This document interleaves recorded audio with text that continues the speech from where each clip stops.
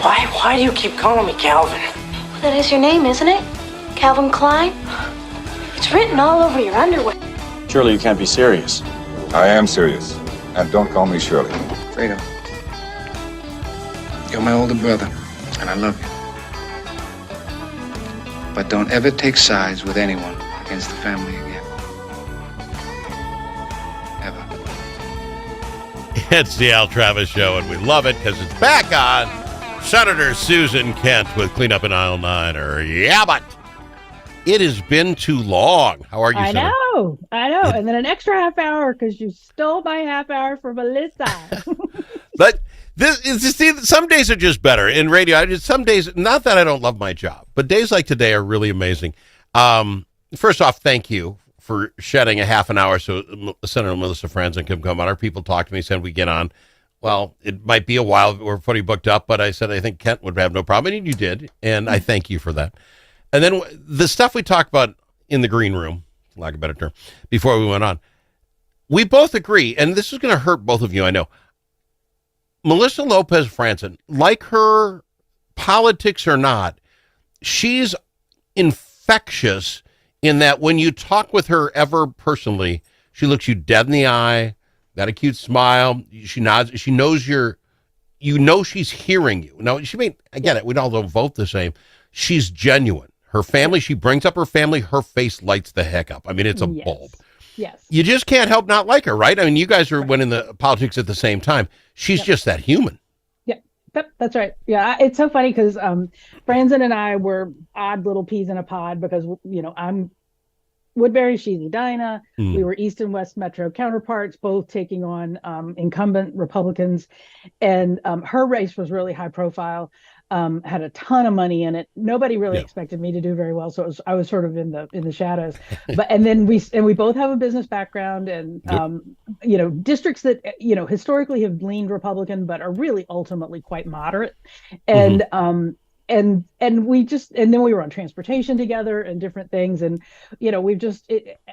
She and I have had a sort of a road kindred thing, our entire time in service. And I'm really excited that she's running for Senate. I saw her a few weeks ago at a memorial service for a colleague, and she's doing great. And, I take it for what it's worth. You remind me very much of her. It's the reason I think this show can fly.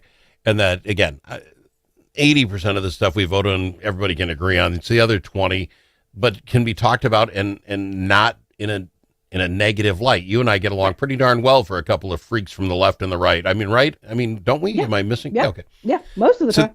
So the other, well, yeah, again, we can have that, but then it's like next week we'll talk it over. We'll be fine. Right.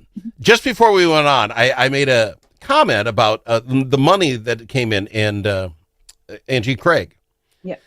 And I made the Al Travis type comment about what kind of freaks are you lefts that you give this woman $1.2 million and she hasn't declared what she wants yet. Talk about a trust in a woman. If you want to say anything about Angie Craig, people trust her. You all sent her $1.2 million.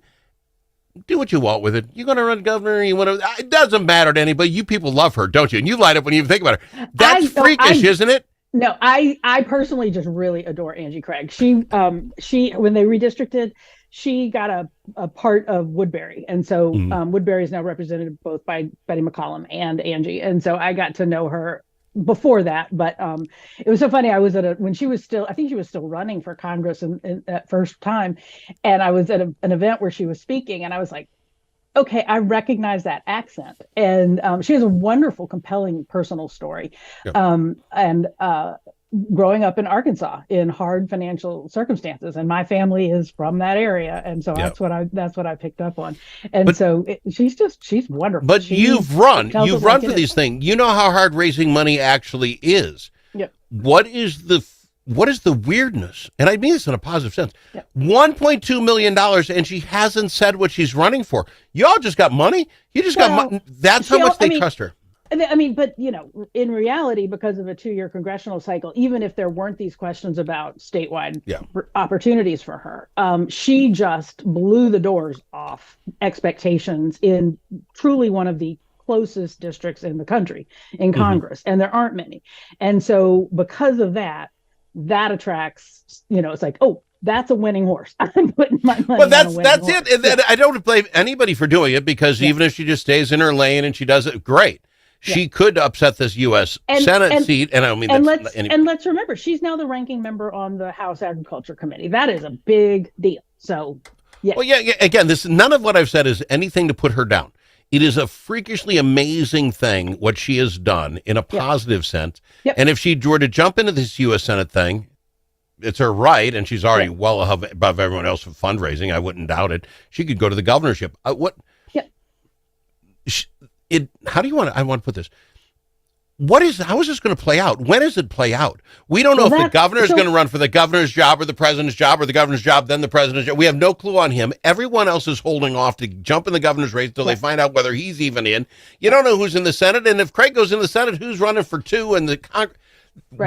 This is crazyville. And with a reminder that I've been out of the state for 2 weeks until Monday night. So I've missed a lot of the local details, although I do get the newsletters every morning in my inbox, But there was a thing just this morning, I think, or maybe I saw it flash last night, but Richard Karlbaum, who is the new DFL chair, and up until he ran for that, he was a deputy chief of staff, I believe was his title, in the governor's office. So they're close. And he came out and said he thinks that Governor Walz is running. So is that floating? That's what I think. That's my take. So is that floating to see how people react to that? Because nothing he is doing, because it's not even the state of Minnesota, so leads me to say, oh, there's a guy who wants the Minnesota job. You're shaking your head. Is that Karlbaum guy? Well, let's put that out there. See what the world says. You're shaking your head. Is that maybe what all that was? Like I said, I have no, other than, knowing their history and their respective roles, I have no inside information on this at all, but just knowing how some of this stuff works, that was my immediate thought when I read it. It's like they're sending out signals in some way. So, and people do that. So let's say he decides that's what he wants. This necessarily what he's doing now is not a bad play. Very often people in other states care about governorships in other states. I mean, big money people will put money. So he's not wasting his time, I guess, going to these other states. And hell, he's still the big guy in Minnesota. Let's throw some money behind him. I don't think it's necessarily a bad call. It just seems strange because now, and I'm sure he's been back, so don't take this wrong. The State of the State's coming up tonight. Yeah. So the strange about it is like, well, what do you know? You haven't been here forever. Now, it's because you only see him on Tuesday on the news. I understand he's been back, is my point. He has been here. Yeah. But you get my point. He seems as if he's been out of the state for longer than you. That's what gets all the headlines. Yes, exactly. So I'd like to go to break just a scotch early, and I didn't tell you about this, so let me set you up. I would like it very much if Senator Susan Kent, although the last 2 weeks are a blur, give us the state of the state, your version of it. What do you think it'll look like or what it won't? I'll show you. I'll tell you what I think it's going to go like, but let's just do our little rundown to see what the governor's going to say here coming up tonight. Fair enough? Is that fair? I will do my best. I'll give you all of 2 minutes to think about it. That's what I do here at Senator Susan Kent. And clean up at aisle 9. Before I do this. If it's your turn to host a game, Grandpa's Barbecue suggests you try something different. Put out the perfect barbecue flavor of Grandpa's Barbecue. Add it to your ribs, dip the meatballs, or drench your wings in the original flavor of Grandpa's Barbecue.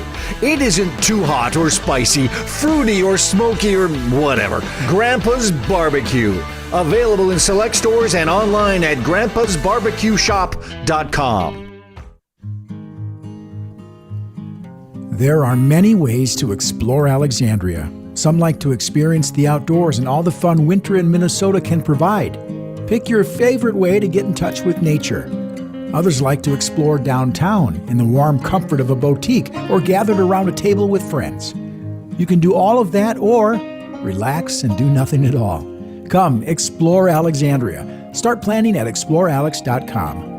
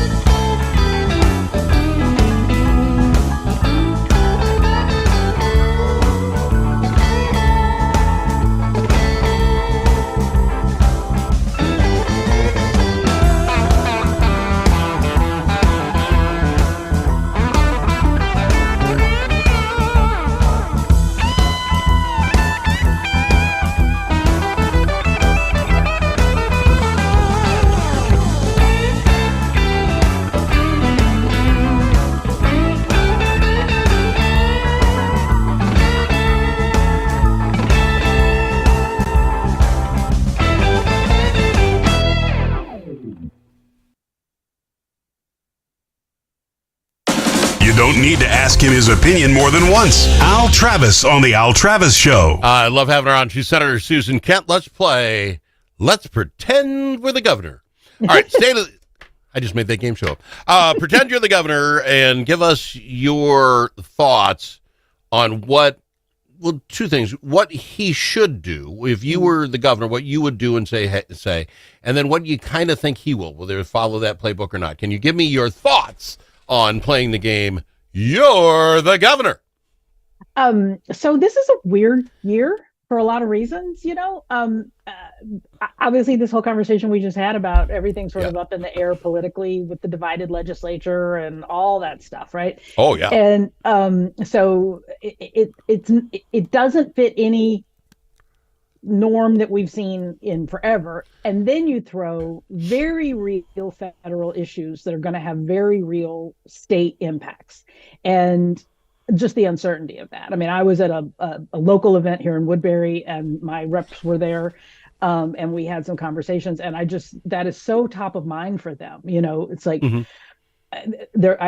just as an example, very quickly, there was a thing I saw last night. Some Georgia congressman is saying, oh yeah, no, we're not actually going to cut Medicaid. We're just going to reduce the federal contributions to it and leave the rest of it up to the states. And so guess what? That's cutting Medicaid.